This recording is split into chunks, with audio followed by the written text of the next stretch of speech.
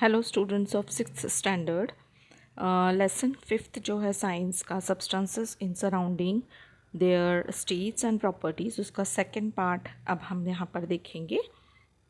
तो इसे स्टार्ट करने के पहले मैं आप सभी से रिक्वेस्ट करूँगी कि यदि अभी तक आपने मेरा यह चैनल सब्सक्राइब नहीं किया है तो प्लीज़ सब्सक्राइब कीजिए और लाइक कीजिए, ज़्यादा से ज़्यादा शेयर कीजिए जिससे बहुत सारे बच्चों का फ़ायदा हो सके। चलिए, इसका हमने जो सेकंड पार्ट है वो अब हम स्टार्ट करते हैं।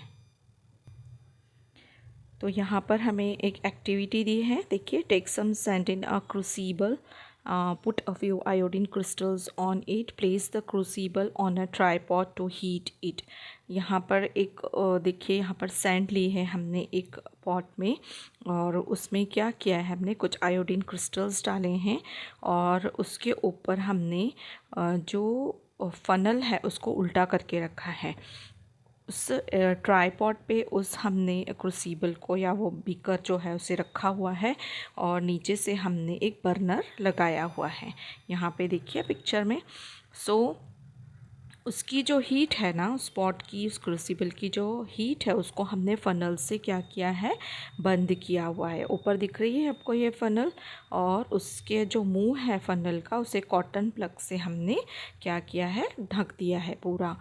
फिर light the burner and heat the mixture in crucible, और उसके बाद हम बर्नर से उसे लाइट देंगे। ऑब्जर्व द चेंजेस, हम उसमें चेंजेस देखेंगे। तो वाई डज दिस हैपन, क्या होता है एक्चुअल में सब्लिमेशन, वह अब हम आगे नेक्स्ट एक्सप्लेनेशन में देखेंगे।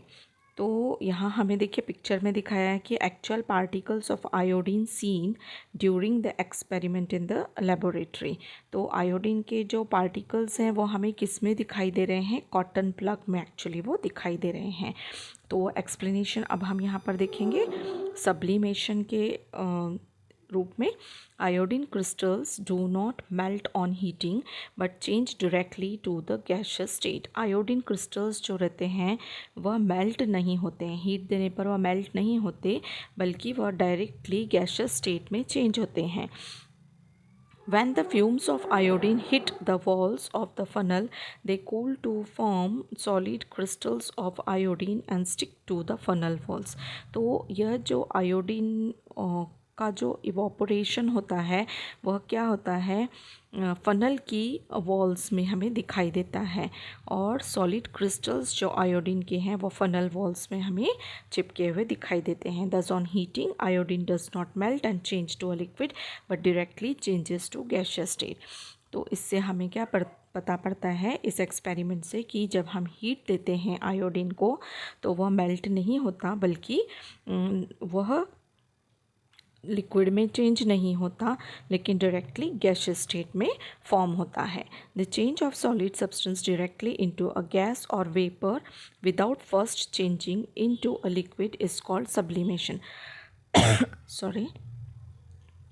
तो जब चेंज होता है कोई सॉलिड सब्सटेंस में डायरेक्टली गैस या वेपर के फॉर्म में without first changing into liquid, liquid में चेंज ना होते हुए, तो that process is called sublimation. इस प्रोसेस को हम क्या कहते हैं, सब्लिमेशन कहते हैं। अब यहाँ पर और हमें कुछ एक्सप्लेनेशन दिए हैं, देखिए। How will you identify the following. A glass, glass को हम कैसे आइडेंटिफाई करेंगे। Is it made of plastic, steel और ग्लास। रॉड आयरन या एल्यूमिनियम की है। डोर वुडन है या फिर ग्लास का है। अ वाइट पाउडर, सॉल्ट और chalk powder. To answer the above question, इन सब के आंसर्स देने के लिए यू कंसीडर देयर प्रॉपर्टीज़, उनकी प्रॉपर्टीज़ हमें पता होना बहुत ज़रूरी है। जैसे अभी हम ग्लास देख रहे हैं तो वो प्लास्टिक का है, स्टील का है या फिर कांच का है। तो ये हमें कब पता पड़ेगा, जब उस सर्टन ग्लास जिस चीज़ से बना होगा उसकी प्रॉपर्टीज़ हमें पता होंगी। तो for example, their transparency, hardness, weight, color, the sound produced from it, solubility in water, etc. तो किसी भी सब्सटेंस की प्रॉपर्टी जो है हमें कैसे पता पड़ती है, उसकी ट्रांसपेरेंसी से, उसकी हार्डनेस से, उसके वेट से, कलर से, साउंड वो जो प्रोड्यूस करती है उससे, और वाटर में उसकी सॉल्युबिलिटी क्या है, पानी में वो घुलता है या नहीं। Substances can be identify by studying their properties. तो कोई भी सब्सटेंसेस जो हैं उन्हें हम उनकी प्रॉपर्टीज़ से जान सकते हैं। They can be put to use according to their properties, और उन्हें उनकी प्रॉपर्टीज़ के अकॉर्डिंग ही यूज़ भी किया जाता है। Let us study the properties of substances in greater detail. और अब हम इसे इन प्रॉपर्टीज़ को डिटेल में देखेंगे। प्रॉपर्टीज़ ऑफ सब्सटेंसेस क्या होती है, देखिए। What will happen if pressure is applied on substances like chalk, brick, alum, glass और राजगीरा वड़ी। जो है प्रेशर अगर हम अप्लाई करें चॉक पर, ब्रिक यानी ईंट पर, एलम यानी जो जिसे हम तुरटी भी बोलते हैं या फिटकरी बोलते हैं, वो ग्लास या फिर राजगीरा की जो बड़ी या लड्डू होते हैं ना, उन पर अगर हम प्रेशर दें तो क्या होता है, these substances break into small pieces और पार्टिकल्स। अगर हम इन पर प्रेशर दें तो यह छोटे पीसेस में उनके टुकड़े हो जाते हैं। सब substances are said to be brittle, और इन्हें हम ब्रिटल कहते हैं। ब्रिटल यानी एकदम से टूट जाना। This property of substances called brittleness, इसे हम ब्रिटलनेस भी कहते हैं। टेक एन आयरन नेल, एक हम आयरन नेल लेंगे। Try to pierce a cardboard sheet, wet mud and a piece of wood using the nail, what happens. एक हम आयरन या लोहे की एक कील लेंगे, उसको हम कार्डबोर्ड शीट पर या फिर गीले जो कीचड़ है उसमें क्या करेंगे, and a piece of wood using the nail, और उस या फिर एक लकड़ी पर हम उसको हथौड़े से क्या करेंगे, ज़ोर से दबाएंगे या फिर उसको ठोकेंगे। व्हाट हैपन्स, क्या होता है, the nail easily pierce wet mud, तो कीचड़ में तो आसानी से वो ठोक जाती है या धंस जाती है, but not the piece of wood, wood पर इतनी आसानी से नहीं लगती है। It can pierce the cardboard sheet with some efforts, और कार्डबोर्ड शीट में भी कुछ अगर एफर्ट्स की हमने कोशिश की थोड़ी सी तो वो उसमें भी चली जाती है। Why does this happen, the hardness of a substance is determined by how much resistance it offers to the substances being pushed through it. तो हार्डनेस है किसी भी सब्सटेंसेस की, वो कैसे डिटरमाइन होती है कि किस तरह से उस प्रॉपर्टी, वह जो सब्सटेंस की प्रॉपर्टी काम करती है। अगर हार्ड है तो नेल ठोकने के लिए थोड़ा टाइम लेगी। So which is the hardest known substance, सबसे हार्ड सब्सटेंस कौन सा है। तो stretch a rubber band and let it go और apply pressure on a piece of sponge and release it.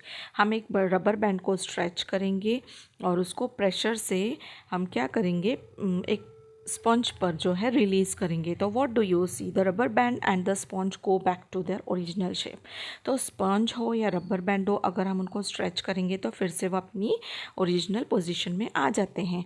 Some substances changes their shape when a force is applied on it on them, but return to their original shape and size when the force is removed। तो कुछ substances ऐसे होते हैं कि जो अपना shape change करते हैं अगर उन पर फोर्स अप्लाइड की जाए, और जब उस पर से फोर्स हटा लें तो वापस अपनी पोजीशन पे आ जाते हैं।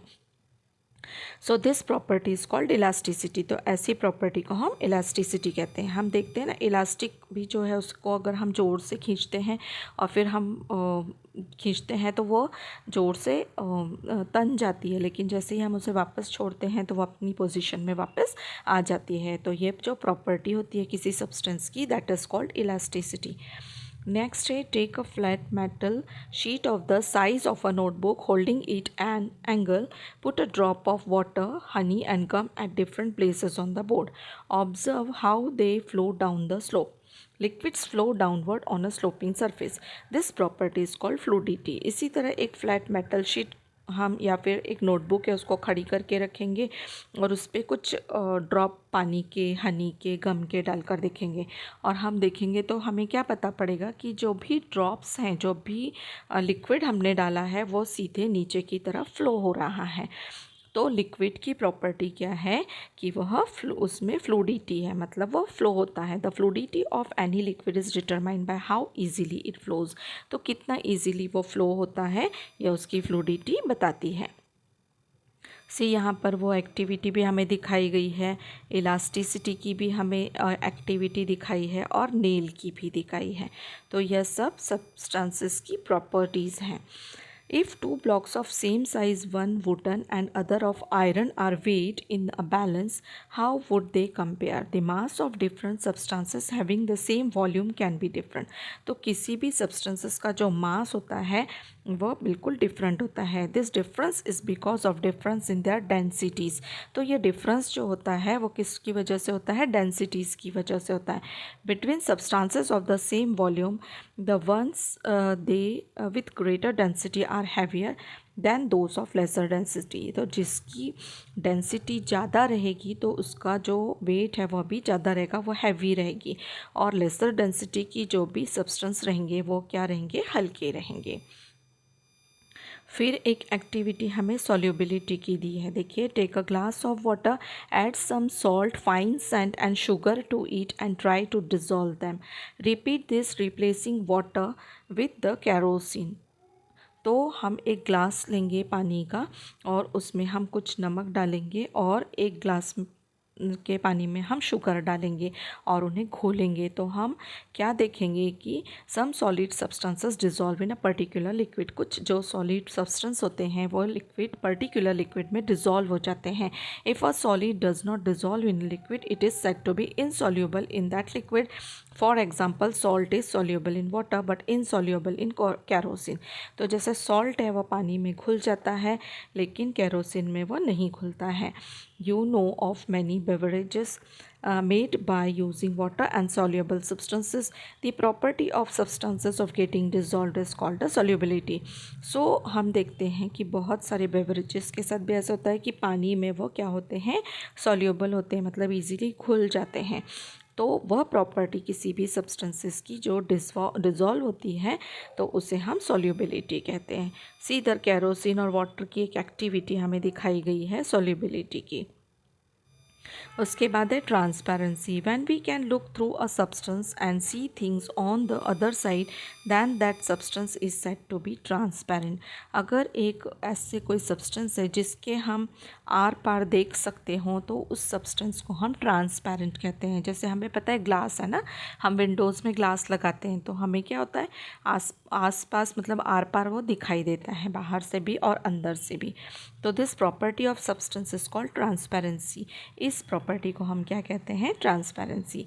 Glass, some type of plastics, clean water and air are transparent substances. तो इस तरह से ग्लास यानी कांच और कुछ टाइप के प्लास्टिक्स होते हैं, क्लीन वाटर है और एयर यानी हवा, यह ट्रांसपेरेंट सब्सटेंसेस हैं.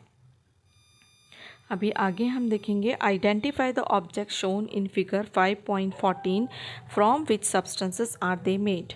What are the substances called as a group.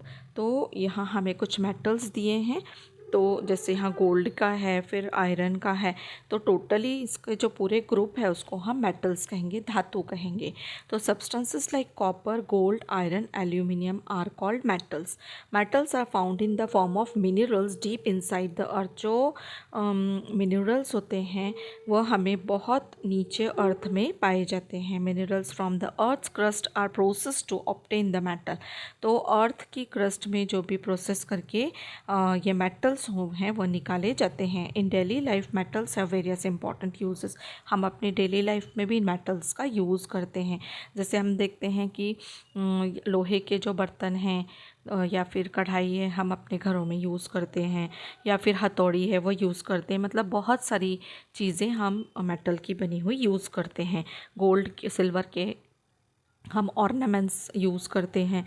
तो यह प्रॉपर्टी है मेटल की कि वो हमारे लिए मतलब ये इस तरह के जो सब्सटेंसेस होते हैं वो मेटल्स कहलाते हैं. अब मेटल्स की प्रॉपर्टीज़ क्या हैं?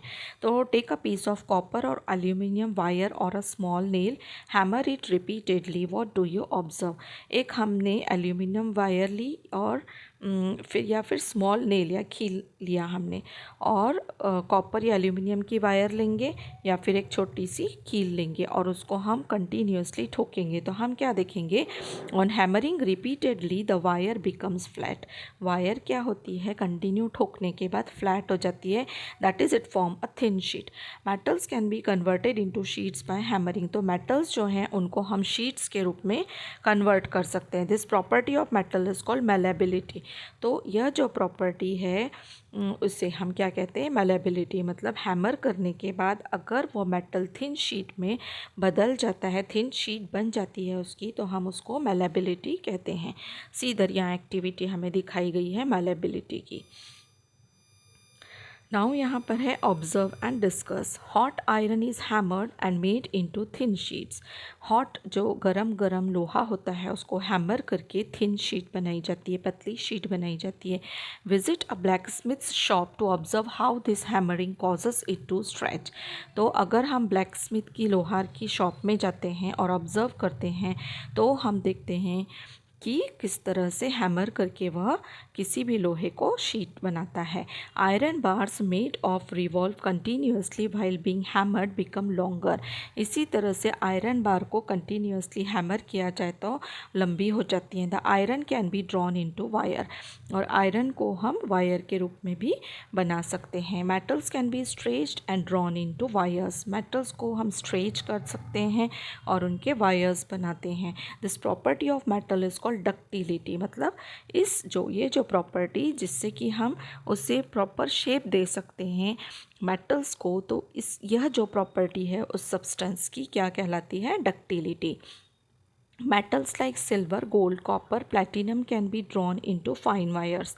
ठीक इसी तरह से सिल्वर है, चांदी है, सोना है, कॉपर है, प्लैटिनम है, इनको भी हम वायर के रूप में हम बना सकते हैं। मतलब हम उनको स्ट्रेच करके उन्हें भी फाइन वायर के रूप में बना सकते हैं। So this property of metal is called ductility. अभी यहाँ पर हमें दिया है, देखिए, why are the electric boards fitted on the wall made of plastic और वुड। यह हम सेकंड, थर्ड, फोर्थ स्टैंडर्ड से मेनली पढ़ते आ रहे हैं कि इलेक्ट्रिक बोर्ड जो रहते हैं वह प्लास्टिक या वुड के क्यों बने रहते हैं। तो we know that characteristic of the wood और प्लास्टिक की ये क्या होते हैं, बैड कंडक्टर होते हैं, है ना, इलेक्ट्रिसिटी के। तो हमें करंट या शॉक ना लगे इसके लिए हम इन बोर्ड्स का यूज़ करते हैं। The handle of a cooker is made of plastic, इसीलिए क्योंकि प्लास्टिक भी जल्दी हीट नहीं हैंडल जो है प्लास्टिक का वो हीट एब्जॉर्ब नहीं करता है जल्दी से, इसीलिए जो इनके कुकर के हैंडल होते हैं वह प्लास्टिक के होते हैं। So electricity flows through metals. All metals are conductors of electricity to a greater or lesser extent. This property is called electrical conductivity.